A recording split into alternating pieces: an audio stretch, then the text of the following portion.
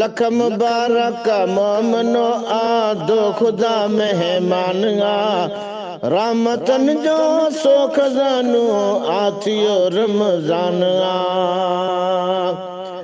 ओचितो ई मस्जिदन में शाम जो आवाज छो खास रहमत जो मोमिनन ते रहमती आराज छो मां बलारे शान वारे जोथियो ऐलान मां बलारे शान वारे जोथियो ऐलान रहमतन जो सो खजानो आथियो रमजान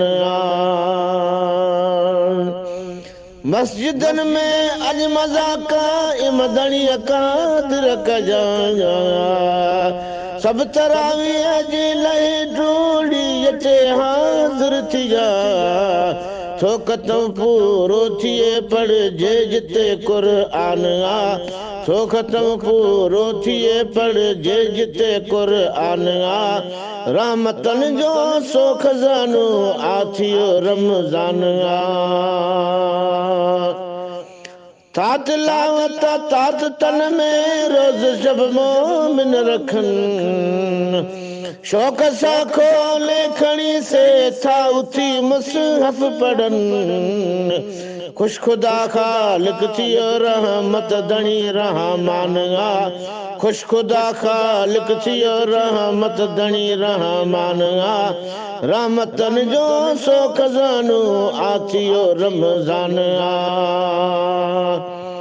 थी दुआ बेशक अगे जेका गुर औकात में थी दुआ बेशक अगे जेका गुरन औकात में हिन बलारे माह जे हर रात जे शुरुआत में हिन मिठे में मान जो तो खे मिलियो फैज़ान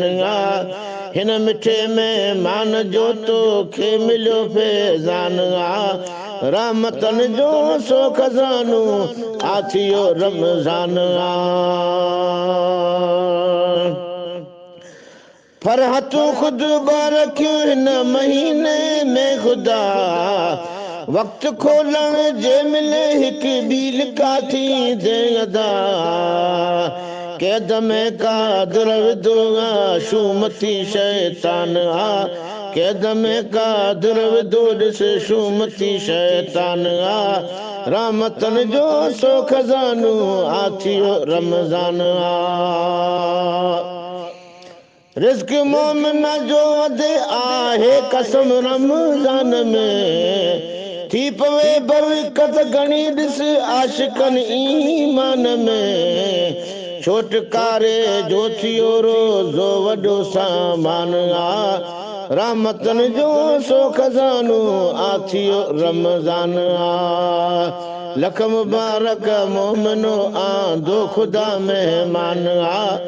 लख मुबारक मोमिनो आंदो खुदा मेहमान रहमतन जो सो खजानो आथियो रमजान चेस कायल आखिर ते जीअरे आयो भले मानसा में मान मिठो घर वठी रायो भले रोज मोशर सोचिए पो ए अदा आसान रोज मोशर सोचिए पो ए अदा आसान रहमतन जो सो खजानो